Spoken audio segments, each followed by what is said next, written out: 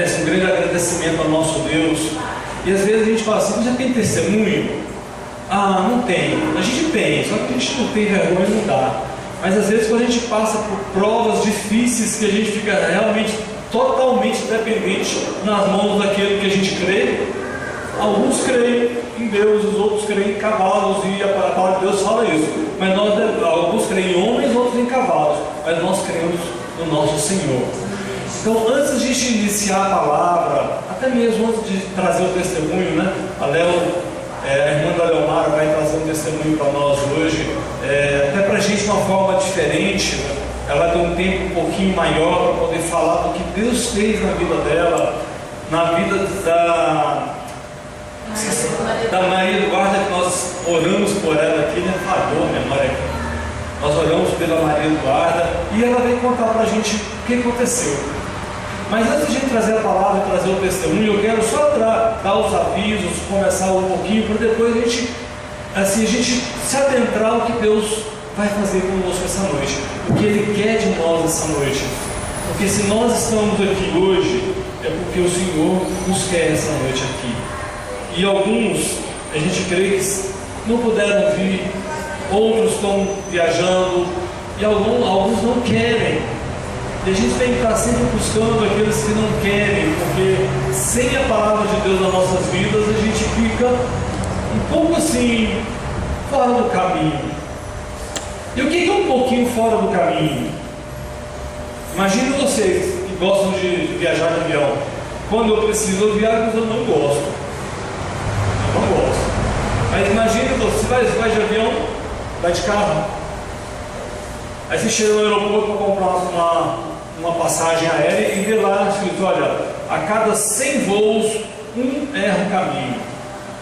Então assim, é um pouquinho quando a gente erra o caminho, vai para outro lugar, vai para outro destino. Aí eu não sei se eu compraria. Quem compraria passagem nessa companhia aérea? Você compraria? Eu sei que de 100 erra. Então eu não quero fazer parte desse não quero estar dentro desse Então nós temos que estar sempre ouvindo para a gente não desviar do caminho.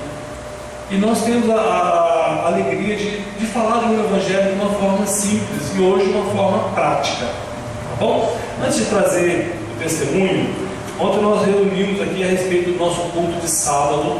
Vocês estão convidadíssimos a estar aqui conosco sábado, porque nós estaremos comemorando como igreja, nos lembrando, né? O nosso irmão Gilberto vai estar viajando, nós estaremos orando por ele aqui hoje, ele vai estar de férias viajando, e nós estaremos trazendo à memória o que Deus começou através lá de Moisés, na primeira Páscoa, o que significa a Páscoa, o que essa Páscoa representa para nós hoje. Então nós vamos fazer uma grande festa. E ontem nós estávamos finalizando o que nós estaremos já tratando. Então quem não pôde estar aqui ontem, nós já fechamos o cardápio, já fechamos a bebida, vai ser suco de uva, vai ter suco de uva daquele, para quem gosta do natural mesmo, né? Mas o concentrado, eu até fiquei sabendo que quem bebe muito suco concentrado fica assim, né? Fiquei sabendo que alguém já fez isso, tomou muito vinho. Olha, desconfiado, mas acontece. E nós já postamos hoje no Face o convite. Então assim, a igreja é convidada, mas não é só a igreja que é convidada, porque quando Deus chamou Moisés e disse: Moisés, vai lá no povo, chama o povo, reúne a família, come do cordeiro, mas se for muito cordeiro para pouca gente, convida o vizinho, porque uma grande obra Deus vai fazer. Então nós estamos caminhando para a nossa grande obra, para a nossa grande festa. E a Páscoa aconteceu numa semana de festa lá em Jerusalém. A morte de Jesus aconteceu numa semana de festa. Então a festa faz parte do povo. Só que hoje nós vamos festejar com muito mais alegria, porque nós vamos ver aqui hoje na palavra que vai ser pregada. E hoje no testemunho que vai trazer assim, a teoria, a forma prática da teoria, aquilo que a gente tanto fala, a gente vê alguns de uma forma mais forte, né? Então eu quero convidar você. Então, assim, salada, nós já conseguimos toda a salada de berinjela, a irmã Belmara vai estar trazendo, vai estar fazendo. O que eu preciso que vocês nos ajudem ainda para a nossa festa, sábado que vem? Eu preciso de pão integral, eu preciso de 150 mini pães, preciso de pão sírio e 2 kg de paleta. Por enquanto é só isso. Então nós temos duas formas: ou vocês, caso queiram colaborar com algum dos itens, pode colaborar, ou se vocês quiserem colaborar com dinheiro, a gente vai fazer a compra e quem quiser colaborar a gente rateia, ou você faz uma oferta em termos de valores mesmo, o valor que você quiser, tá? Então como vai ser um evento para 50 pessoas, acredito que seja para isso, então todo mundo participando, não pesa nada para ninguém, todo mundo vamos dizer assim, se farta com alegria, né? Come com alegria, tá bom? Aí eu quero que vocês me procurem no final do culto para a gente já definir quem pode colaborar, quem não pode. Eu quero convidar não só você, mas eu quero convidar você e a sua casa. É você e a sua casa. Porque eu creio que Deus tem algo muito especial para a gente. Porque nós estamos assim, praticando a palavra dele. E ele há de se manifestar de uma forma poderosa entre nós. E nós estamos orando para isso. Independente de qualquer coisa, é um momento de comunhão. É onde também Deus se alegra. Onde nós vamos, os irmãos, reunidos em comunhão. Tá legal? Eu tenho aqui, nosso irmão Alexandre e a Karina fizeram alguns convites. Então quem quiser convidar alguém, um convite mesmo, é só pegar comigo no final do culto, tá? Aí eu quero entregar um convite, a Aline falou que quer entregar para a professora dela, ela vai entregar um convitezinho para a professora. Então quem quiser o convite, está aqui, vai ficar uma coisa mais formal, mais bonitinha.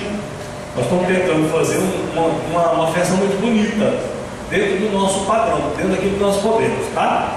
Então, no final do culto é só pegar aqui e ter um convitezinho. Depois está na mão da pastora o nosso outro momento de comunhão, porque nós vamos aproveitar um feriado, que é onde nós temos a pouca oportunidade de estarmos juntos também. Então, a pastora Denise tem um convitezinho para nosso momento de comunhão com a pizza. Ali também. Essa questão da pizza ela é reservada no máximo para 40 pessoas, porque o local é para 40 pessoas. Não cabe mais do que isso. Porém, o culto de ceia, quem puder compartilhar no Face, convidar, aí fica aberto. A expectativa é que a gente vai multiplicar, que seja multiplicado os pães aqui, os 150 pães não dê. Tá bom? Então o custo de R$10 é para a gente comprar todas as coisas e fazer à vontade, pizza, refrigerante à vontade. Vai ser na casa do irmão Alexandre, lá no salão do apartamento do prédio do condomínio que eles moram.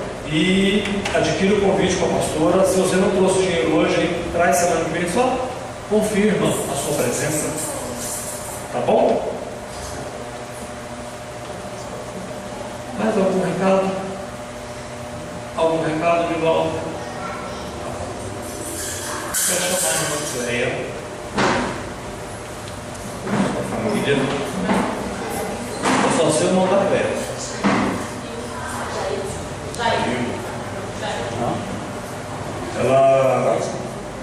Ela perguntou se poderia estar conosco para trazer um testemunho. E quando Deus age, a gente tem que abrir esse espaço, né? Rapidinho, lembrando que o caso dela foi aquele caso que eu passei a mensagem para vocês, estarem orando pela Maria Eduarda, pela Duda. Tem um tempinho que ela foi para a UTI, mas graças a Deus, agora vamos orar. Deus, nós queremos entregar, Pai, ao Senhor este momento, as palavras que sairão da boca da nossa irmã Cléia, teu esposo Caio. Senhor, em nome de Jesus, que nós possamos ouvir a tua voz nesse testemunho, que nós possamos, Pai, como igreja, ser edificados com este testemunho que o Senhor fez.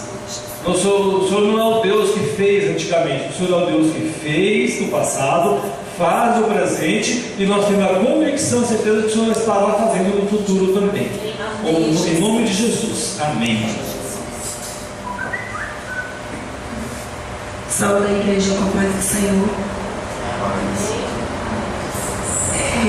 A gente quer começar o nosso testemunho passando um pequeno vídeo para vocês, vai dar certo? Um pequeno vídeo para vocês verem.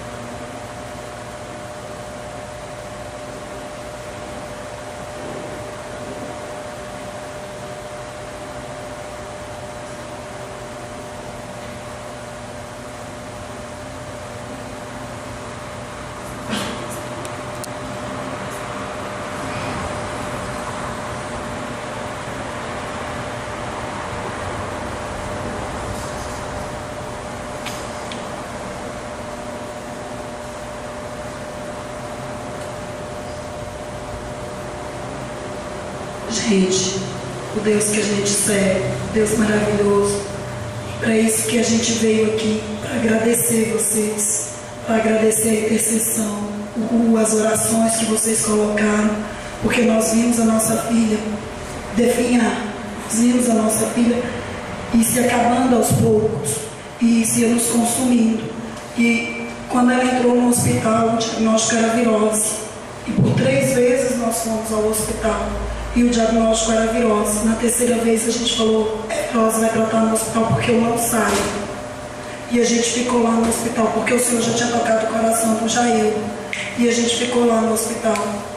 E ela sentindo dores, e muitas dores, e as dores se intensificavam cada vez mais, e ela soma de pirona, até que por fim, eles descobriram que era uma pneumonia aguda com derrame da pleura. O pulmãozinho dela já estava necrosado. O pulmãozinho dela já estava virando uma geleia.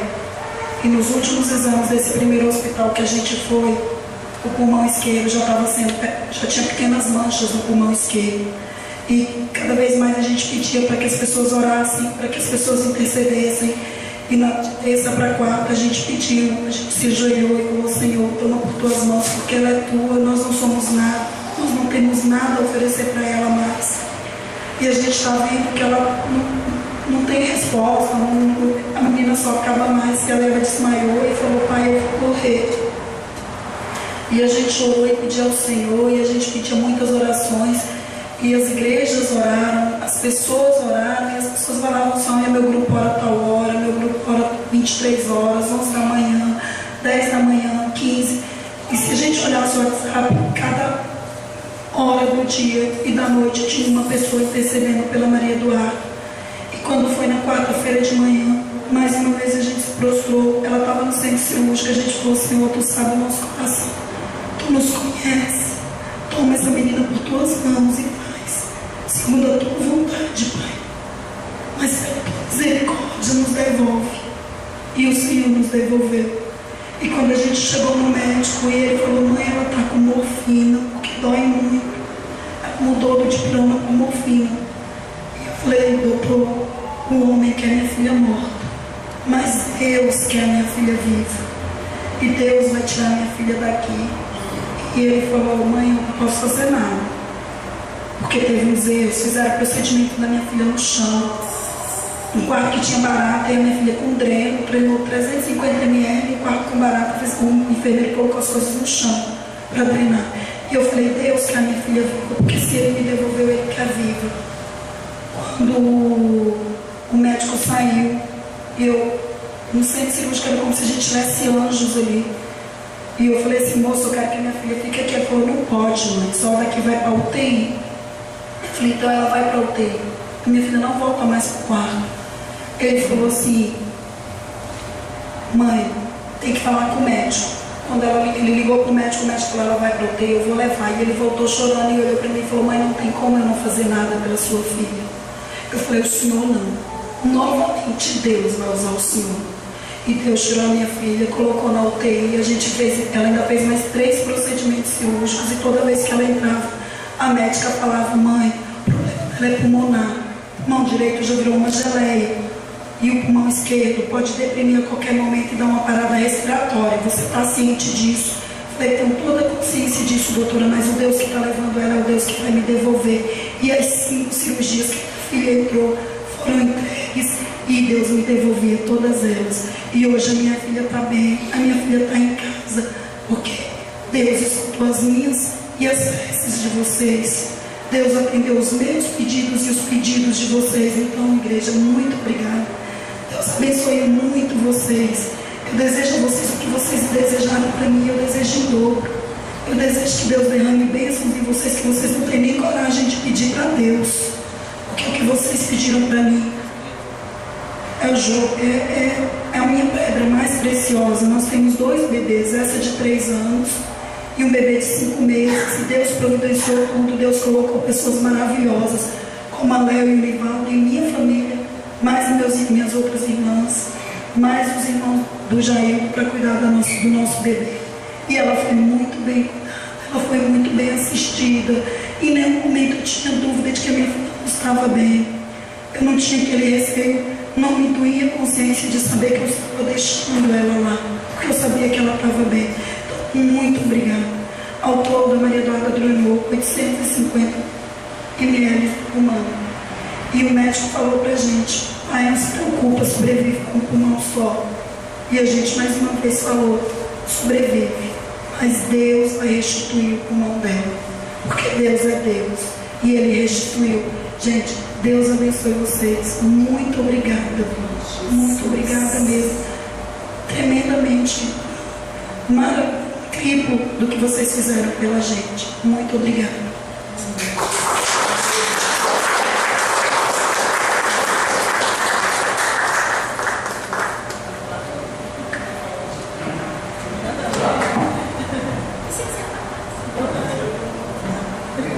Amém. Amém. O que significa Deus para você? Ontem deu um probleminha no computador e eu percebi um pedacinho da palavra que o Nivaldo estava dando. Dá para você crer em Deus? Deus existe. Como é que você percebe Deus? Se eu perguntar para cada um de vocês, como é que você vê Deus? Como é que é Deus para você? Como é que é Deus para você, Cleia? Né? A Cleia, ela se enche.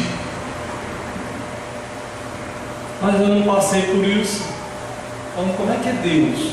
Então, Deus ele vai agir nas nossas vidas de uma forma, de um jeito, do outro jeito, de outra pessoa de outro jeito, uma forma poderosa com um, uma forma suave com o outro. Mas uma coisa é certa: Deus existe e Ele nos ama e Ele te ama. E obrigado pelo testemunho, porque a gente sempre ouve lá fora. Você ouve o testemunho dos outros, e dentro de casa tem, os nossos tem, de perto de casa tem. E eu vejo Deus, quando Deus restaurou o pulmão, que na mãe da Mariana, ela tinha 95% de chance de cura, mas Deus não curou.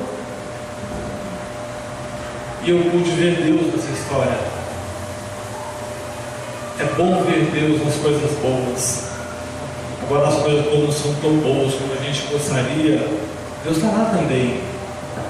Aí Ele acalma o nosso coração, alegra o nosso coração, enche o coração. Deus é Deus. Deus é Deus. Eu quero convidar você a abrir suas Bíblias, lá no Evangelho de Marcos, capítulo 10. Nós vamos ver Deus aqui de uma forma diferente do homem. A percepção de Deus é uma, a nossa percepção é outra. Evangelho de Marcos, capítulo 10, lá no versículo 32. Até arrisco dizer que é a continuação do testemunho. Talvez dá para a gente entender logo de cara por que Deus faz essas coisas, por que essas coisas acontecem. Mas uma coisa é certa, que o sol nasce para todos, a chuva é para todos, 24 horas do dia. Henrique, você que gosta de matemática, o meu dia é igual ao seu, o meu dia é igual ao da presidência da nossa presidente, nossa presidenta. O nosso dia é igual ao do Obama, 24 horas. Ele é igual. Então o tempo para um é igual para o outro. O Deus para um também é para o outro. Aí Ele vai trabalhando cada um da sua forma. Não sei porquê. Muitas vezes perguntamos para quê? Às vezes arriscamos dizer para que isso aconteceu. Não é nem porquê. Querer entender a gente não consegue. Eu não consigo entender coisas que Deus faz. Aí nós arriscamos perguntar, mas para quê? Qual que é o propósito disso? Aí o propósito a gente pode tentar achar o propósito. Mas o nosso Deus, Ele é Deus. E Ele existe. E Ele está no nosso meio. E Ele está neste momento, neste lugar, em cada um de nós. Porque Ele é o Deus da igreja. E lá em Apocalipse, João fala que Ele anda no meio da sua igreja, olhando para cada um de nós. Então Ele me conhece e conhece vocês. 32. Iam pelo caminho, subindo para Jerusalém. Jesus ia diante deles, e eles, maravilhados, seguiam-no atemorizados. E tornando a tomar consigo os 12, começou a dizer-lhes as coisas que deviam sobrevir, dizendo: eis que nós subimos a Jerusalém, e o Filho do Homem será entregue aos príncipes dos sacerdotes e aos escribas, e o condenarão à morte, e o entregarão aos gentios, e o escarnecerão, açoitarão, e cuspirão nele, e o matarão, e ao terceiro dia ressuscitará. Amém. Se nós bem soubéssemos aqui, é um grito de aleluia, um grito de glória a Deus, mas nós somos um povo comedido, e nós precisamos de entender isso daqui. Hoje nós estamos num domingo conhecido pela nossa tradição, pela nossa cultura, como Domingo de Ramos. Mas o Domingo de Ramos ele começa nesse tempinho aqui, nessa caminhada, nesse momento, porque o Domingo de Ramos foi um dia que Jesus escolheu para entrar em Jerusalém. Mas eu quis trazer o antes dessa entrada em Jerusalém. E nós vamos passar por uma Semana Santa. Eu espero conseguir e vou conseguir mandar uma mensagem para vocês do que significa segunda-feira, o que Jesus vai fazer na terça-feira, na quarta-feira, na quinta-feira, na sexta-feira que nós conhecemos como Sexta-feira da Paixão, que é feriado, no sábado conhecido por muitos como Sábado da Aleluia, e o Domingo de Páscoa. Então Deus está nos capacitando, nos mostrando uma caminhada para chegar nessa tal de Páscoa. Mas essa tal de Páscoa, ela vai passar por algumas coisas. E um pouquinho dessas coisas eu quero falar para vocês nesse texto aqui. Porque nós falamos desse Jesus maravilhoso que transforma, que cura, que tira um pulmão de geleia, já estava com cara de geleia e traz a vitalidade normal. Que Jesus é este? Quem é este homem que levanta as mãos e para o vento, que acalma a tempestade? E nós somente ouvimos falar, e hoje, graças a esse Jesus, nós tivemos a oportunidade de ver essa teoria em prática. Basta a gente lutar, basta a gente querer, basta a gente desejar, basta orar. E muitas vezes nós não conhecemos quem é Jesus verdadeiramente. Mas olha só um pouquinho mais de Jesus.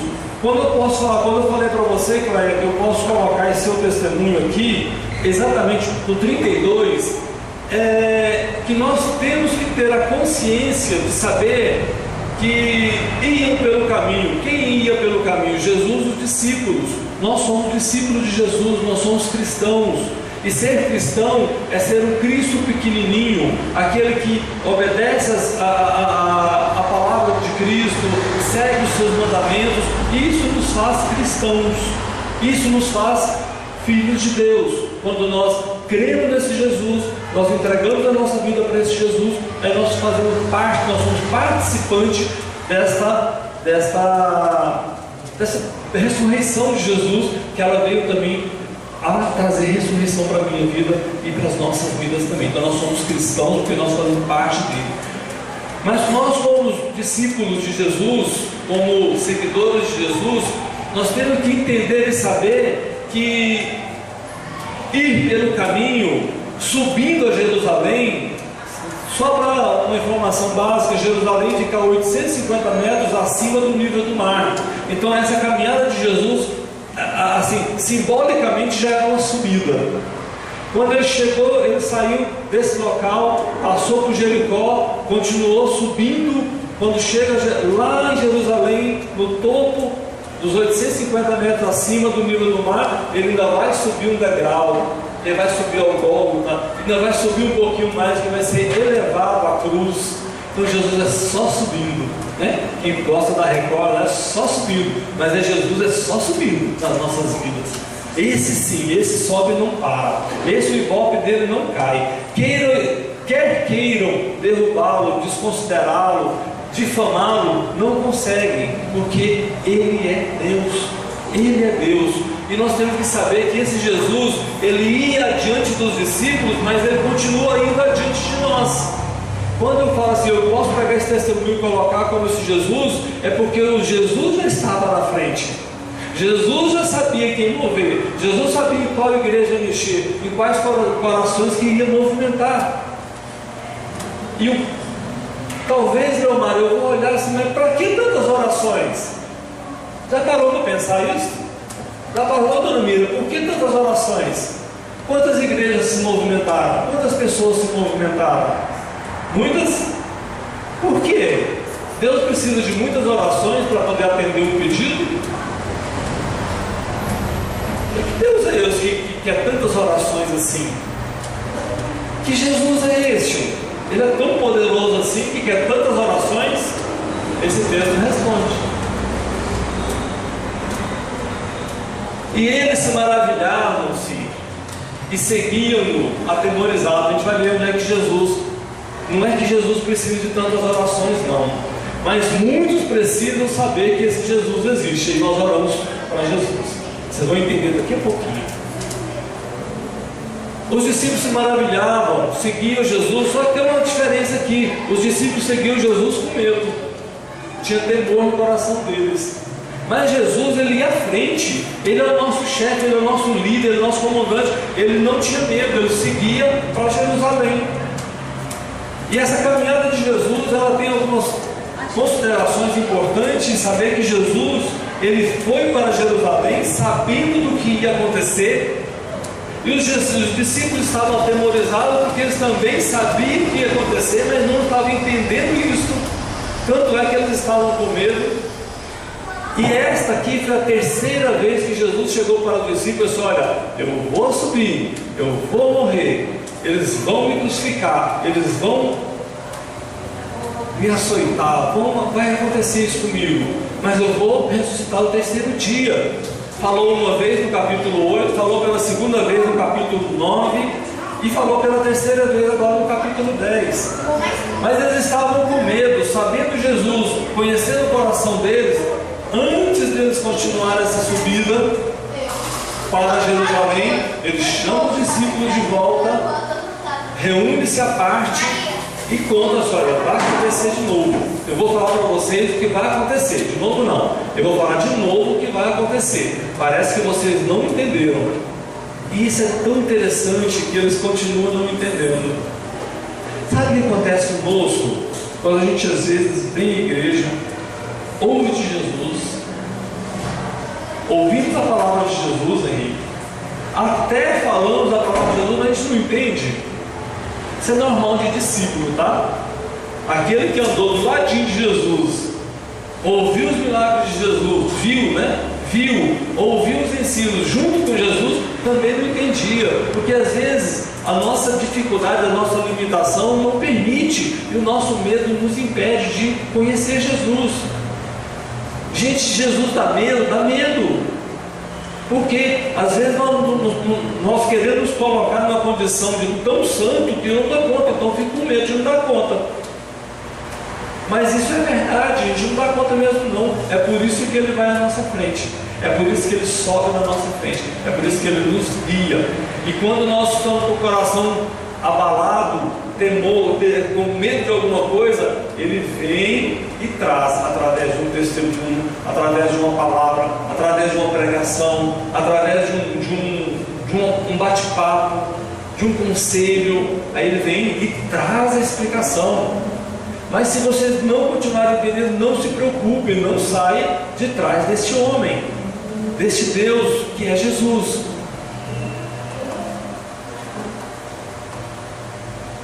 Quando eu coloquei que Jesus ia à frente, os discípulos tinham medo, mas Jesus não tinha medo. Jesus sabia do que ia acontecer. Essa situação de Jesus, essa crucificação de Jesus não é obra do acaso não. Não é obra do destino também não. Isso é um plano de Deus traçado que ia acontecer exatamente nessa semana. Tudo que estava planejado por Deus, antes de tudo, desde a criação do mundo, antes da criação do mundo, aqui estava se concretizando. Eu gosto de ilustrar e lembrar, porque eu aprendi com isso, que no início de Gênesis, no início da criação, o mundo era assim. O mundo ele caminhava de uma forma a se afunilar. O tempo foi se encarregando de afunilar numa pessoa. Quando o tempo se afunilou em Jesus, vou colocar água na vida. Quando o tempo se afunilou nesse momento da história, nesse sacrifício, nessa morte de cruz, aí o tempo se abre. Faz isso, ó. Já não tem mais ele já veio, ele já aconteceu, o sacrifício já foi feito. Aí agora o tempo se abre para todos que queiram aceitar, para todos aqueles que queiram seguir, estar atrás de Jesus, porque é Ele que vai à nossa frente. Eu fiz algumas considerações aqui a respeito dessa caminhada com Jesus. Só que hoje eu saí tão corrido de casa que alguns papéis ficaram para trás. Mas não é problema não. Porque tinha alguns detalhezinhos interessantes que às vezes fogem à memória. E os discípulos, ele se uniu com Jesus, ouviu de novo com Jesus. Adriana, pode passar um pouquinho. 33. E eu quis salientar esse texto porque Jesus ele vai falar para nós o que iria acontecer. Ele estava falando para o discípulo, mas vai falar para nós de novo. Sabe por que vai falar para nós de novo? Jesus ele é engraçado às vezes, ele é um pouquinho cômico. Ele falou uma vez, não entendeu, falou duas, não entendeu, falou três. Agora tem que entender, e se não entendeu, vai ver. E alguns não quiseram, acabou não indo ver esse acontecimento. Semana passada eu falei assim, Jesus estava conversando com Pedro e falou assim, Simão, às vezes ele tem que repetir para a gente poder tentar entender certas coisas. E aqui ele está falando o seguinte, eis que nós subimos a Jerusalém, e o Filho do Homem será entregue aos príncipes ou sacerdotes. Então Jesus já cantou a pedra, sabe o que vai acontecer? Nós estamos subindo. E lá quando a gente chegar em Jerusalém, eu vou ser entregue aos sacerdotes e eu vou ser entregue aos escribas. Agora é interessante saber quem são os sacerdotes, quem são os escribas. 7 coisas acontecendo aqui.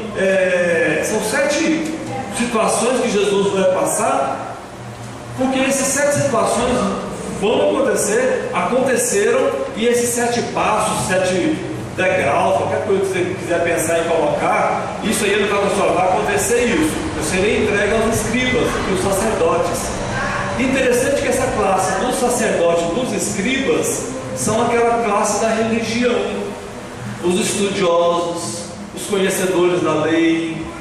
Aquele que conheceu os escritos de Zacarias, lá no capítulo 9, versículo 9, diz assim: olha, virá aquele que vai subir no jumentinho e vai ser crucificado.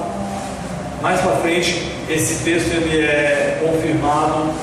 Esse povo que leu, que estudou, são esses aqui que vão ser entregues a eles. E esse povo vai colocar Jesus na cruz.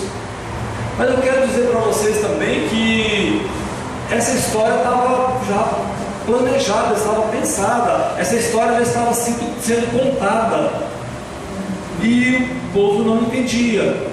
Mas é interessante que pessoas conhecedoras da palavra de Deus, conhecem a palavra de Deus, mas não têm discernimento espiritual. E quando a gente clama a igreja para fazer parte de uma escola bíblica, para chegar em casa, ler um texto bíblico, ler um capítulo, não ler só Salmos não. Salmos é bom, tem história.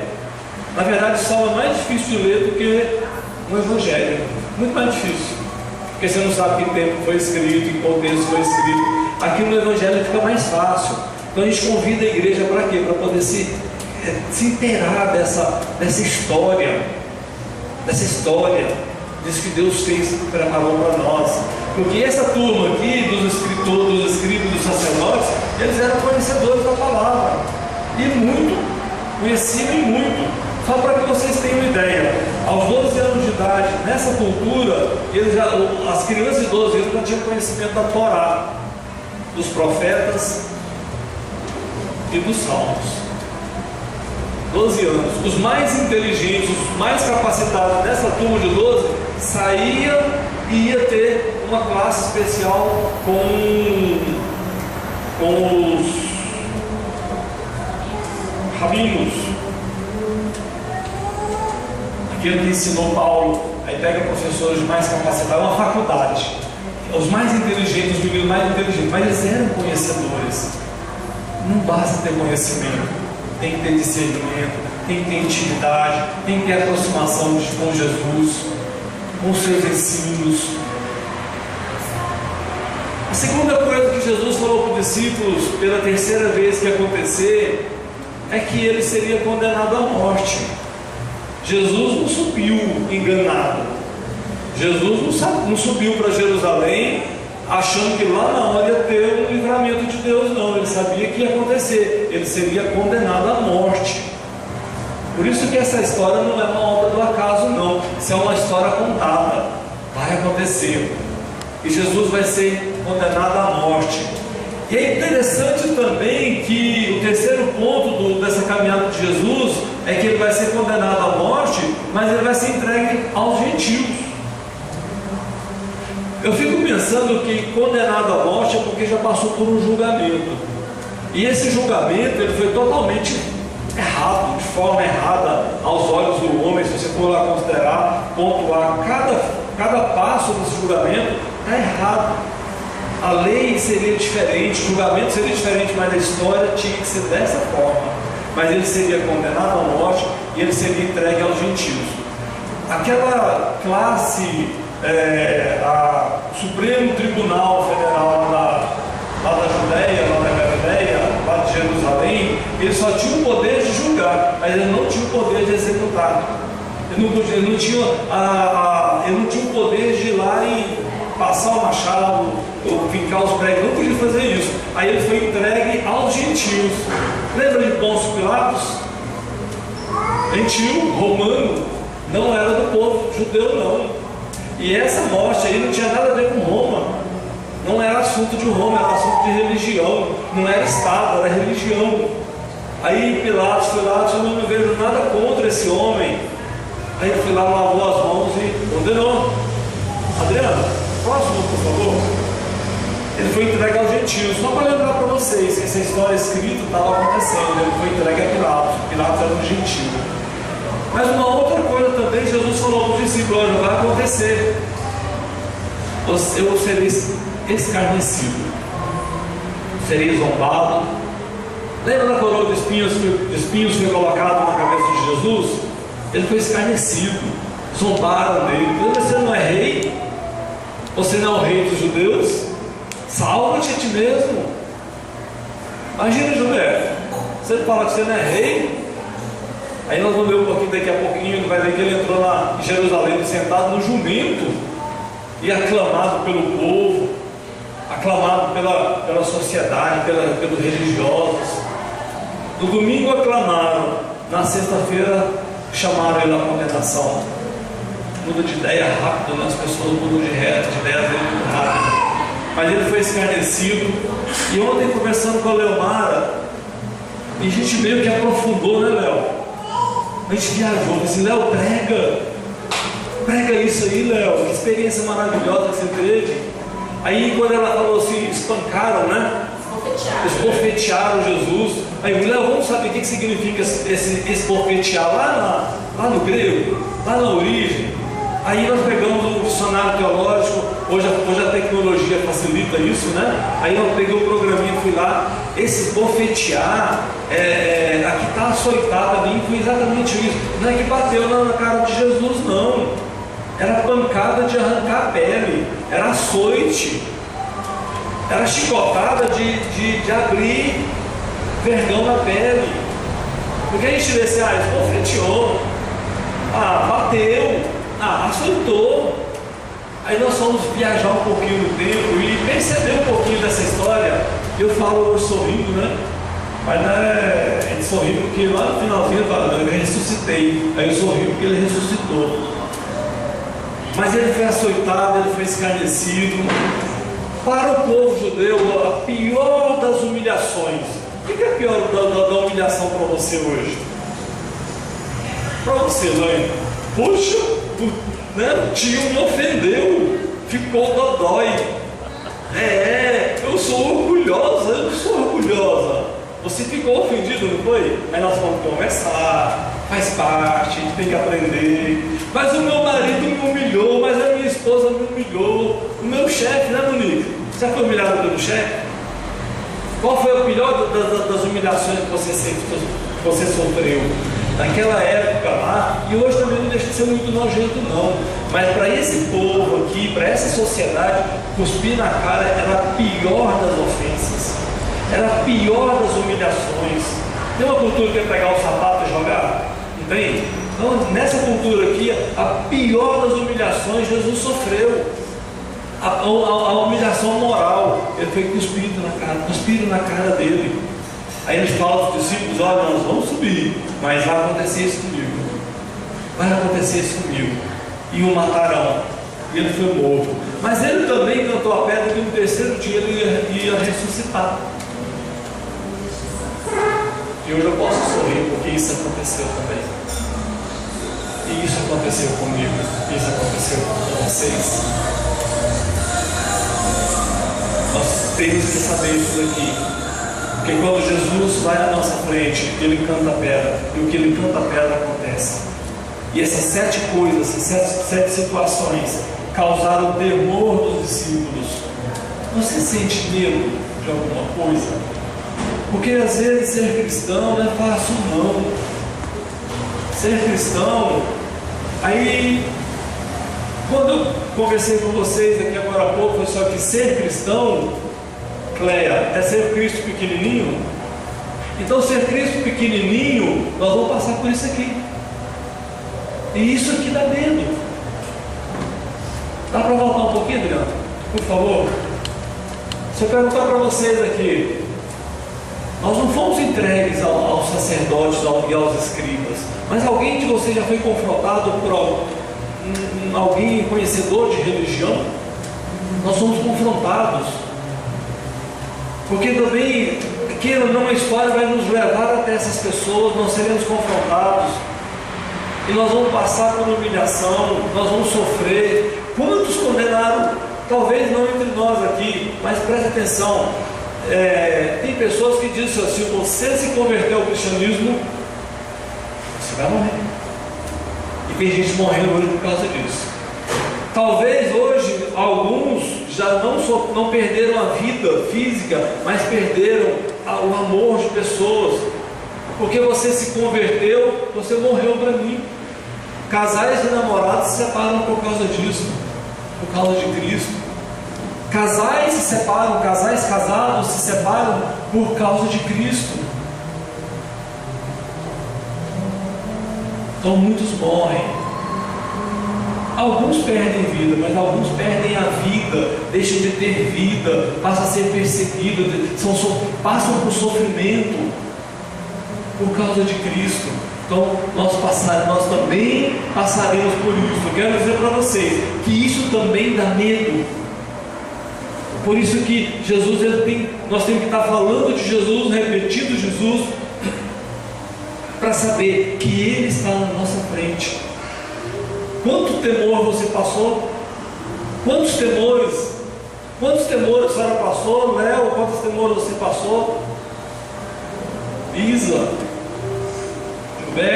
Gilberto chegou para mim e disse: pastor, eu quero que você ore, porque eu vou viajar. Sabe por quê? Porque existe temor no teu coração. Por isso eu preciso de ter uma tranquilidade, de receber uma bênção. Por isso que a igreja ora, porque nós seremos perseguidos, nós seremos condenados à morte hoje, não uma morte talvez física, mas não tão física, mas uma morte pessoal. Esposa, o namorado, o patrão. É difícil ser cristão. Poderemos ser escarnecidos, poderemos ser açoitados, não no físico, mas quantas vezes o cristão porque a pessoa é cristã, ela não deve se envolver com coisas erradas.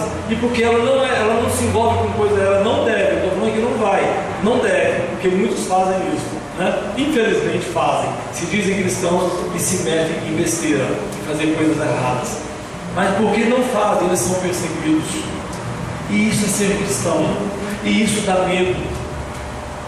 Talvez eu não queira ter uma responsabilidade porque eu tenho medo. Mas eu quero dizer para você que Jesus está dizendo: não tenha medo, porque eu estou à sua frente. É eu que te sigo, eu que te guio, eu que te levo. Mesmo sabendo que eu vou passar por dificuldades, a diferença é que com Jesus eu descanso, porque Ele não está em mim. Não está em mim, está nele.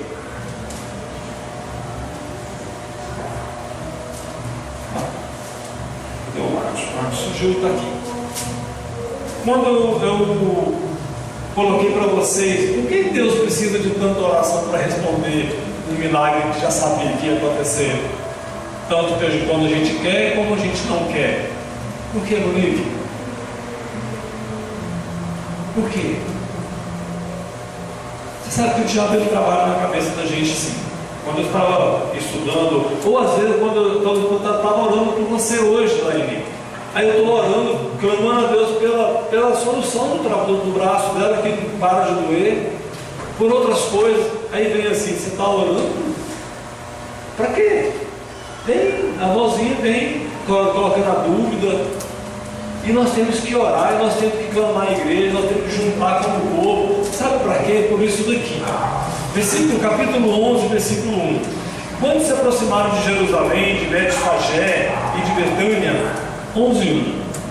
Junto ao Monte das Oliveiras, enviou Jesus 2 dos seus discípulos e disse: ide à aldeia que aí está diante de vós, e logo ao entrar achareis um jumentinho, no qual ainda ninguém montou, desprendei-o e trazei-o. Se alguém vos perguntar: por que fazeis isso? Respondeu: o Senhor precisa dele. E logo o mandaram de volta para aqui. Então foram e acharam o jumentinho preso junto ao portão, do lado de fora da rua, e o desprenderam. Alguns dos que ali estavam reclamaram: o que fazeis? soltando o jumentinho, eles, porém, responderam conforme as instruções de Jesus.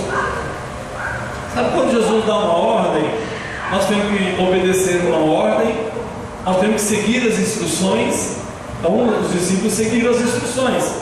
Então deixaram ir, levaram o jumentinho sobre o qual puseram as suas vestes, e nele Jesus montou. E muitos estendiam as suas vestes no caminho, e outros ramos haviam cortado dos campos. Tanto os que iam adiante dele, como os que vinham depois deles, clamavam: Hosana, Hosana nas alturas, bendito que vem em nome do Senhor, Hosana nas alturas. Não tem até uma oração assim? O que significa Hosana? Salve, Jesus, nos salve agora. Mas o que eu quero chamar a atenção é exatamente nesse ponto, que tanto os que iam quanto os que vinham.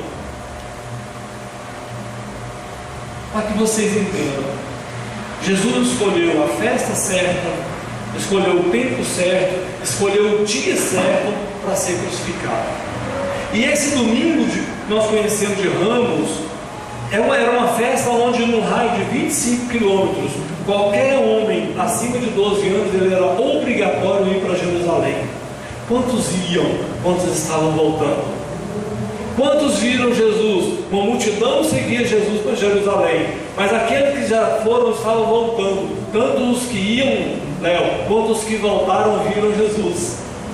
Por isso é que nós oramos, para que muitos orem. Não é porque ele precisa de oração, não, é porque muitos precisam saber que é ele que cura. É esse rei que estava indo para Jerusalém. Muitos iam e muitos voltavam, e muitos clamaram. Uns: Hosana, salva-nos, salve, Hosana. É por isso. Por que eu tenho que orar tanto? É para saber que é ele. Não é para que ele, eu não vou orar para tocar o coração dele, não. Eu vou orar para reconhecer que ele é o meu Deus. É só por isso. E quando nós clamamos, quando Deus toca no coração para a gente clamar igrejas por causa de uma causa, é para que o nome de Jesus seja, quem falou? Divulgado. Gente, Jesus é maravilhoso. Tudo que ele faz tem um porquê. E essa semana eu aprendi. Quando Jesus curou o cego, aí falou assim: olha, vai lá no tanque de Siloé, vai se lavar lá no tanque de Siloé. Eu não sabia disso, eu aprendi essa semana. Porque eu preciso estudar. E se eu não estudar, eu fico pobre de informações. Isso aqui é estudo, isso aqui é só informação. A riqueza está quando a gente descobre que essas informações têm uma causa.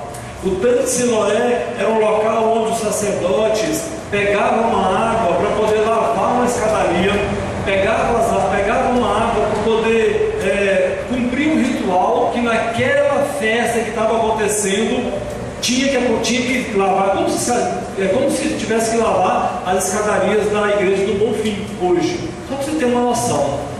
Só que nesse tanque de Siloé, os sacerdotes que pegavam essa água para levar para lá. Aí chega o cego lá naquela aguinha lá, pega lá, passa a mão na água, passa no rosto. O que vocês acham que esse cego fez? Quando você vê, você não vê. Aí de repente você começa a ver. O que você faz? Ou você pode dar um grito, ou você se espanta, ou você se emociona, ou você chora. O que você faria?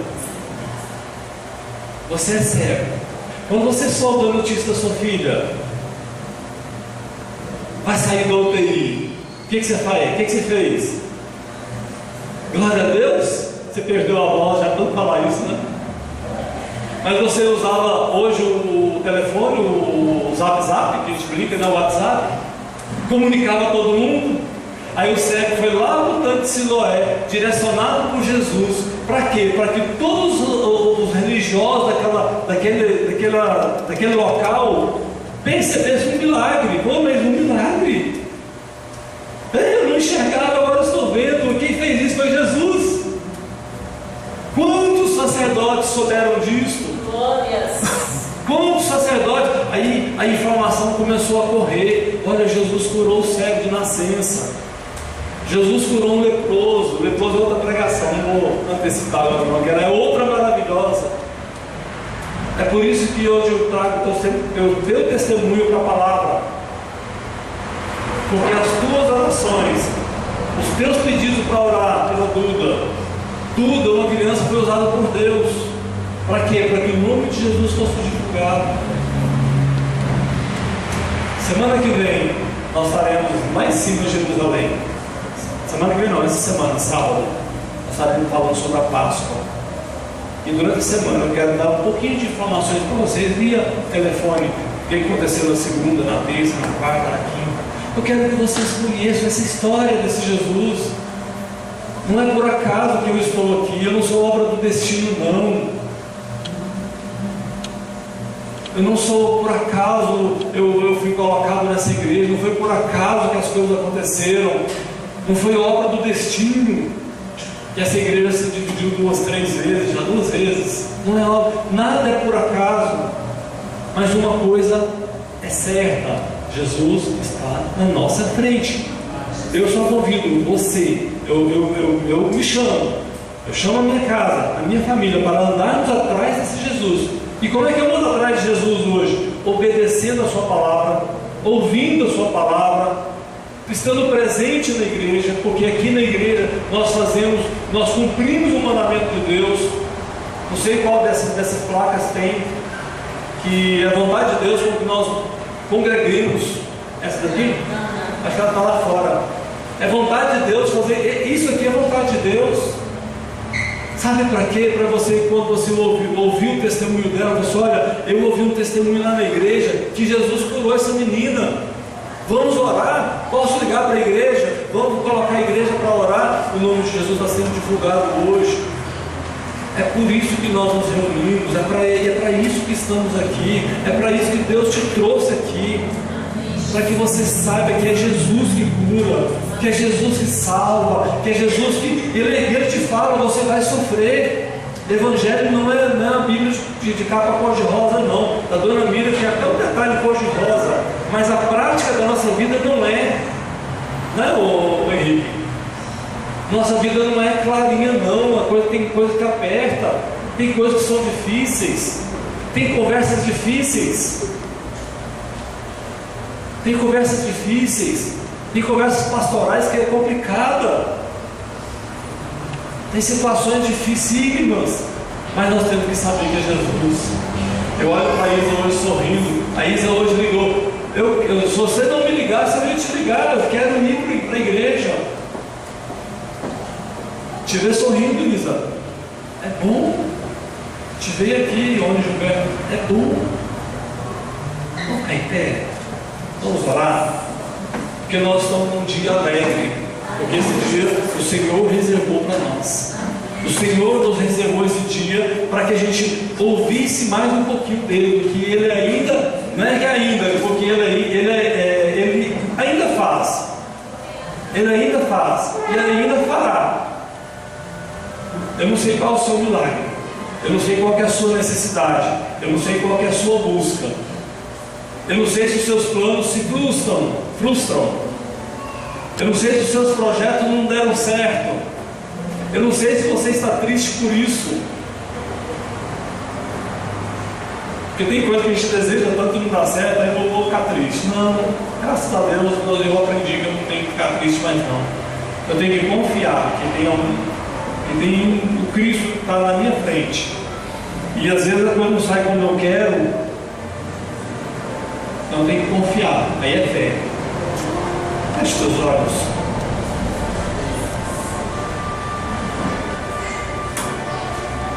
Por que fechar os teus olhos? Porque eu não sei qual é o seu medo. Eu sei qual é o meu medo. Eu sei qual é o meu temor. E esse temor, todos os dias ele me visita. Às vezes, como Jó disse, aquilo que eu mais temia aconteceu. E o que eu mais temia essa semana, o que eu não queria que acontecesse, aconteceu essa semana. Antes de ontem. Foi uma semana difícil, foi uma semana cheia, mas nós passamos a semana e passamos alegres. Porque nós temos certeza, nós temos uma plena convicção. Eu sei que o que é para ser, vai ser. O que vai acontecer, se a palavra de Deus diz que vai acontecer, ela vai acontecer. E às vezes eu quis ir na minha força, eu paro e penso isso, eu quis ir na minha força e não deu certo. Ou de repente Deus está tratando o meu coração e Ele está falando de mim. E Ele é você com você. Qual é o seu medo? O que te preocupa? Qual é o seu temor?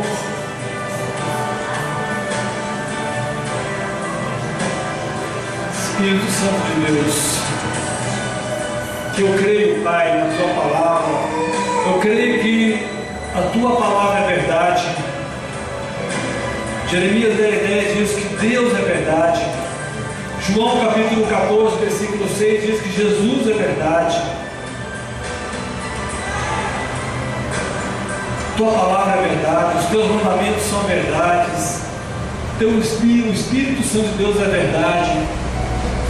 Deus, nós cremos no Senhor, nós cremos no impossível. Obrigado, Deus, por esse testemunho hoje. Obrigado, Pai, porque nós ouvimos que o Senhor cura, o Senhor continua fazendo.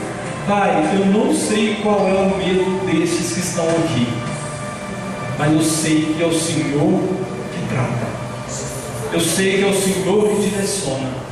Pai, em nome de Jesus, eu quero colocar cada vida aqui presente, cada lar aqui representado, cada casa aqui representada, cada vida, Pai, que hoje tem anseio por estar aqui, porque também tem medo. Às vezes não é medo, às vezes é sede. Mas, Senhor, em nome de Jesus, eu clamo a Ti nesse momento, nessa noite, que o Senhor venha, Pai, invadir os corações, invadir as mentes, trazendo, Deus, um entendimento. Pai, em nome de Jesus, liberte aqueles que estão cativos. Tire, Pai, as amarras que Satanás tem colocado, o inimigo tem colocado, Senhor, sobre o Teu povo. Tira todo o jugo, Pai. Pai, em nome de Jesus, que nessa noite, Pai, nós vimos para nossas casas, Pai, as enfermidades possam ser curadas, em nome de Jesus. As ansiedades, Pai, possam ser curadas, porque a ansiedade é doença. Pai, que todo medo, Pai, possa ser curado, em nome de Jesus. Que todo, Pai, toda ansiedade, toda preocupação, Senhor, seja curada nessa noite, em nome de Jesus.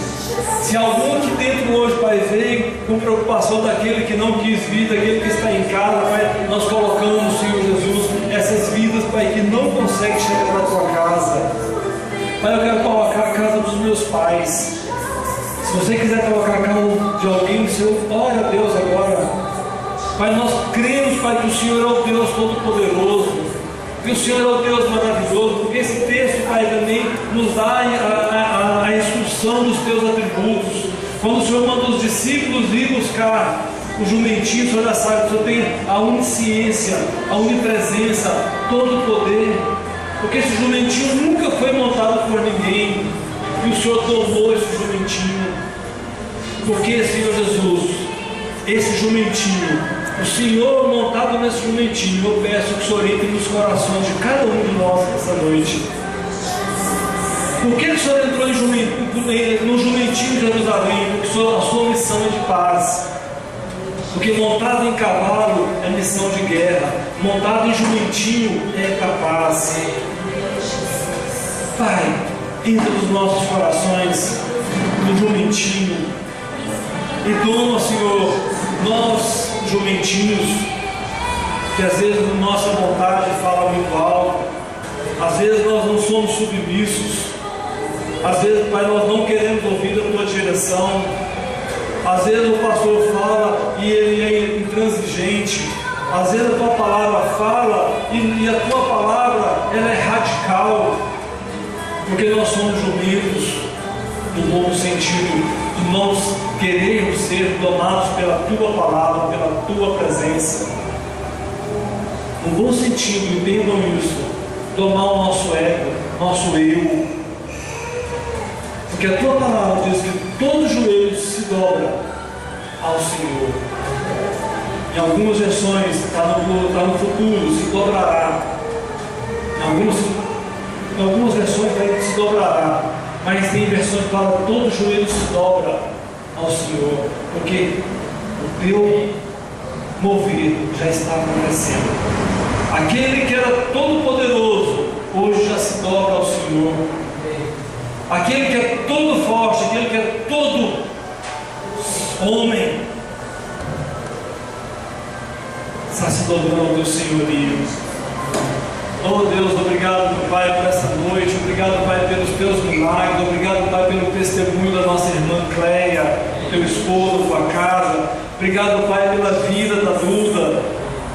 Obrigado, Senhor Jesus, porque o meu filho melhorou. Obrigado, Senhor Jesus, porque nós temos uma família, nós temos uma casa, nós temos uma igreja, nós temos um Deus, o Deus verdadeiro hoje habita e está cuidando de nós. Se você acha que Deus não esqueceu de você, Deus não se esqueceu de você.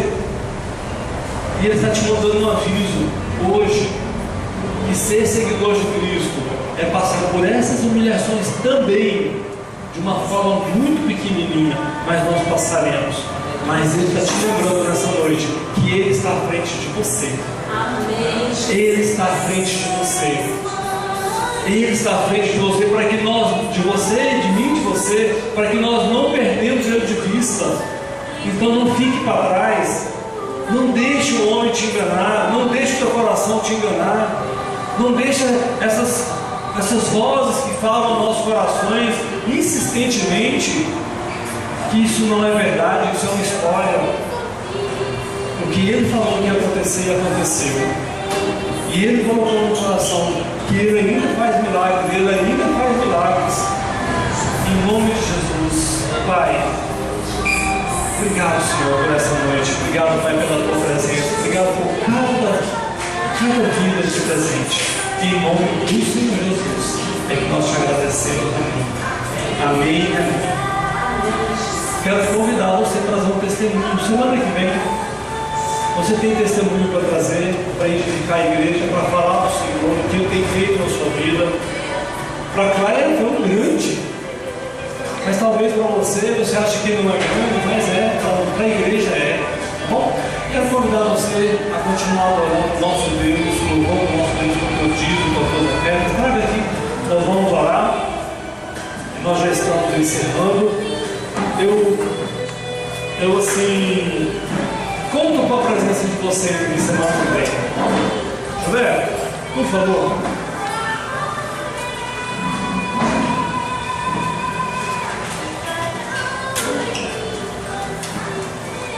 Sábado nós estaremos apresentando o Davi Miguel. Nós estaremos aqui com uma grande festa. E eu espero vocês, cada um de vocês, que nenhum impedimento há de nada há de acontecer que possa impedir vocês de estarem aqui para esse grande banquete. Só você autorizado. Gilberto pediu para orar porque ele estará fazendo uma viagem longa, uma viagem de carro, e nós gostaríamos eu gostaria de convidar vocês, estar orando por ele, tá? São dois, né? Bom, então são os dois, o Gilberto e o irmão dele. Põe as tuas mãos para cá. Senhor, em nome de Jesus, Pai, quando nós acreditamos, quando nós pedimos porque nós acreditamos. E hoje, Pai, nós temos esse entendimento, já temos esse discernimento que é o Senhor que guarda. Deus, atenda o pedido dele, guarda essa viagem, abençoa essa viagem, tanto na ida quanto na volta, tanto, Pai, quando ele quando ele voltar, a tua presença esteja na vida dele. É o que eu te peço, Pai, em nome de Jesus. Pai, livra do homem mau, livra, Senhor, do acidente, do engano. Pai, que os pés desse homem, onde quer que ele ande, Pai, seja para a honra e glória do Senhor. Onde quer que ele vá, aquilo que ele possa ouvir, seja, Pai, pertinentes, forem pertinentes ao Senhor, que nenhum mal lhe aconteça fisicamente, mas espiritualmente também não. Que ele não morra espiritualmente, ele não morra fisicamente. É o que nós clamamos, Pai, em nome de Jesus, porque nós sabemos que é o Senhor é que guarda. Por isso nós entregamos, Pai, as nossas vidas ao Senhor. Em nome de Jesus, amém. Deus te abençoe. Em pé, vamos orar. Leva as suas mãos para cá.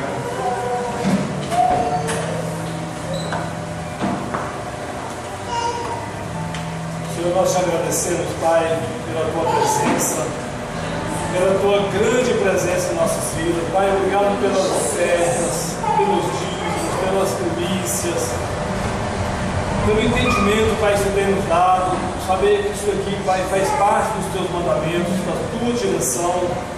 Pai, abençoa as finanças do teu povo, abençoa, Senhor Jesus, os empregos, as portas de trabalho de cada um, tanto dos empregadores, quanto dos empregados, quanto dos servidores. Senhor, abençoa, que nada possa faltar nas nossas casas, em nome de Jesus, Pai. Também clamamos a Ti, Pai, por esses pedidos que aqui têm sido colocados. Obrigado, Jesus, porque algumas respostas já estamos vendo e ouvindo. Pai, que nós continuamos a clamar por Ti, porque nós sabemos que não é a quantidade de oração, é o alcance para que alcance mais. Em nome de Jesus, nós te agradecemos também. Toda a forma de receber. O Senhor Jesus te abençoe e te guarde.